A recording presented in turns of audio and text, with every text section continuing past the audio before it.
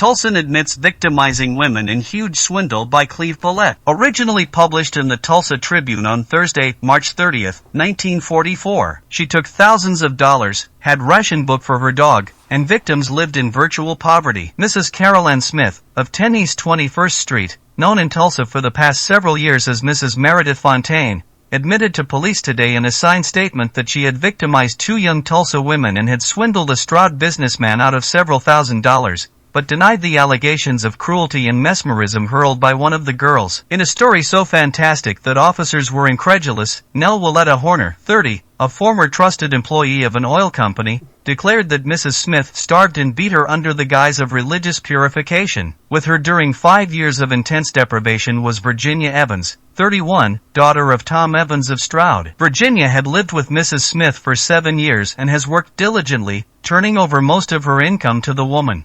The father, under the impression that his daughter was an invalid at the same time, paid Mrs. Smith $35 a week for Virginia's support and supplied money for nurses. Mrs. Smith admitted the financial angles of the weird case in a statement taken Wednesday night by Detective Bob Cleveland of the police department. She contended, however, that she had been a mother to the girls. Among new facts uncovered by policewomen Alice Whitney and Beulah Johnson, who have worked long hours on the case, was that Mrs. Smith has never married a Mr. Fontane. Her husband was fictitious, and a photograph of a dashing young aviator that she told Assistant Country Attorney Matthew Sims was her husband, is in reality a relative of Virginia Evans. A boy who has been living with Mrs. Smith told deputy sheriffs that he has accepted Mrs. Smith as his mother, is held at the Mohawk boys' home. The boy, 11, was reluctant to admit he had any other parents, and officers are studying the possibility that he, too, may be a victim of the woman's uncanny power to control certain individuals. Tom Evans said today that "I've found my daughter after 7 years." The lonely father, who presumed his daughter mentally ill, was almost overcome with relief at the courthouse today when Virginia appeared finally to have broken the control Mrs. Smith allegedly held over her. Until this morning, Virginia had refused to believe that the woman to whom she had paid every dime she made for the past 7 years was anything but a saintly guide in a troubled world. Willetta Horner, who also is known as Janet D. Sherman,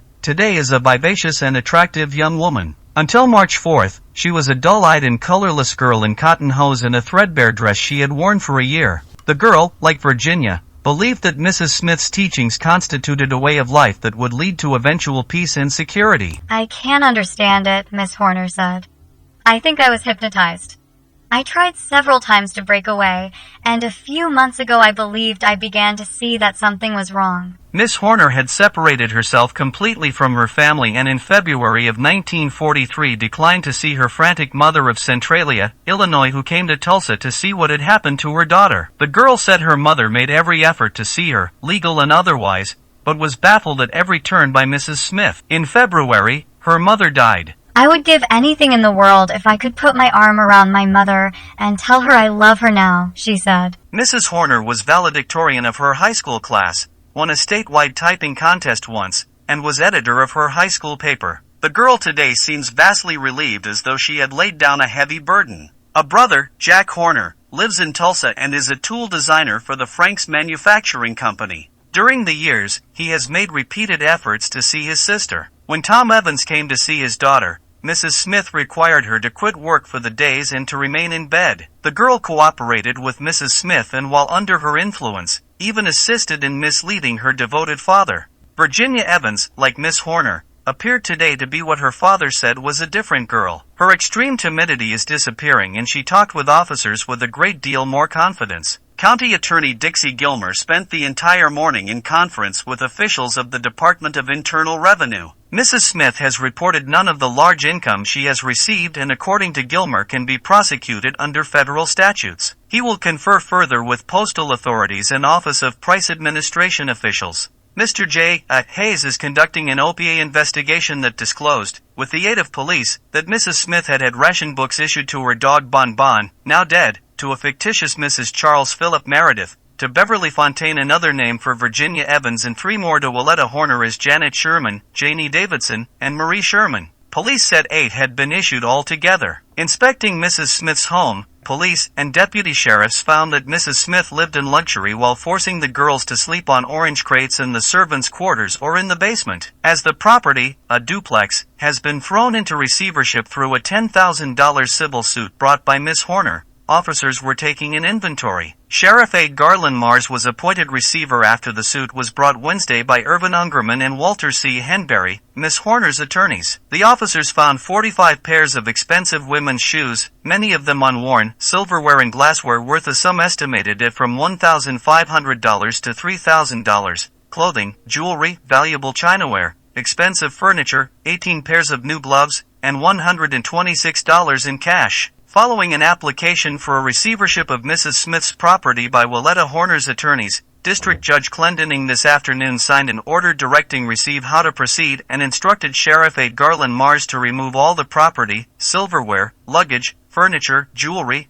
and a Packard automobile to a bonded warehouse. While Mrs. Smith compelled the girls to go about without makeup, she herself possessed enough to stock a drugstore, officers said. Expensive perfumes and hundreds of beauty items were kept in her bedroom. Mrs. Smith in her statement admitted giving metaphysical treatments to Virginia Evans, for which she charged. She admitted that the three of them put their income into a community pot and that she handled the community pot. Mrs. Smith said she had an income of approximately $159 a month from an annuity policy. Her remaining funds, about $350 monthly, came from the girls and Evans. She was the beneficiary of a $4,000 insurance policy issued to a Beulah Walker and was paid the money when the woman was killed in an automobile accident, police ascertained. Mrs. Smith admitted this. Asked by Cleveland about the purported misery she compelled the young women to undergo, Mrs. Smith replied, "I have punished them by words, rebuked them and slapped Virginia and whipped Willetta and broke a mirror over her head,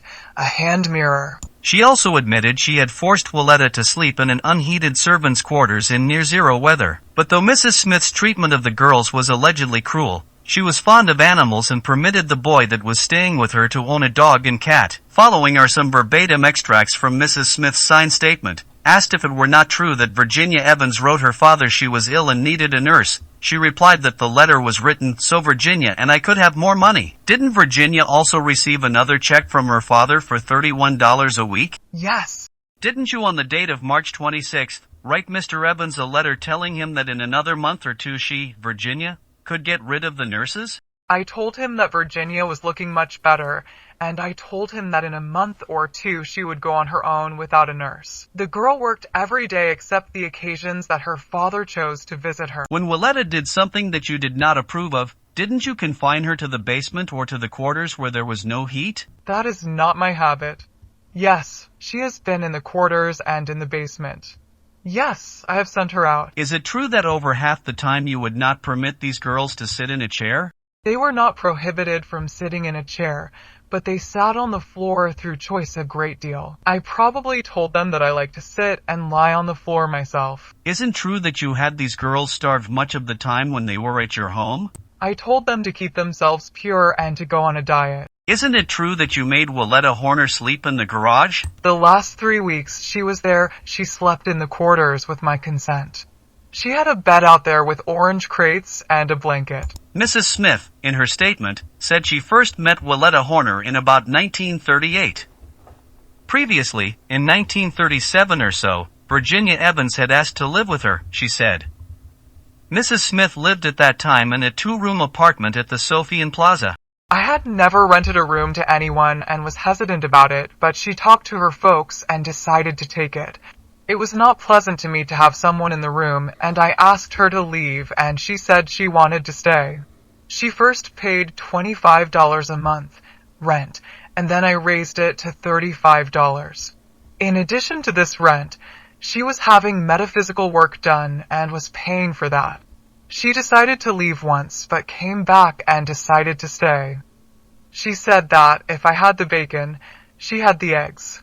I was very unhappy about her being there and hoped that when I raised the rent she would move.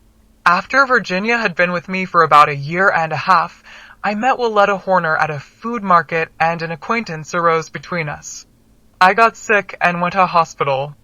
I didn't see Willetta at the hospital, but she wrote me a letter every day. When I got home, I was very ill. I was unable to walk. In the meantime, Willetta had become friends, and we were talking about her coming to live with me. It was in the interest of the home that prompted her to give me money. She paid her own expenses and gave me the rest. This was before she moved in with me. She said she was alone and unhappy and always wanted a home or someone to adopt her. She said she had had a very difficult childhood and girlhood and wanted someone to adopt her. I had told her to come to my home as my girl and that these mistakes had been made through ignorance and that she could have a new life by discarding her old friends, associates, and family. Before I went east on a trip, there was a change of managers at the Sofian Plaza. I owed about $400. My rent was $90 a month. I had lived there for years and was accustomed to pay every 3 months. The new manager wanted everyone to pay up their rent, and I could not raise $400 immediately. He told me he did not like the girls. In about 3 weeks we moved out, and later to 10 East 21st Street. The heating stoves and cooking stoves were purchased by Virginia Evans and the refrigerator I bought on contract. Virginia bought the large radio at Christmas and gave it to me. It was to $200. Asked where a silver service set came from, she said, I bought that at Boswell's about a year ago. It was less than $200, just a cheap set. She was asked, isn't it true that you took every nickel Willetta Horner and Virginia Evans made in the last 5 years? She replied, I received Willetta's check after she cashed it. Willetta brought it home and gave it to me. Virginia gave me money. It varied. She got paid every week. I don't know how much she had left. I don't know how much, but she gave me all she had left.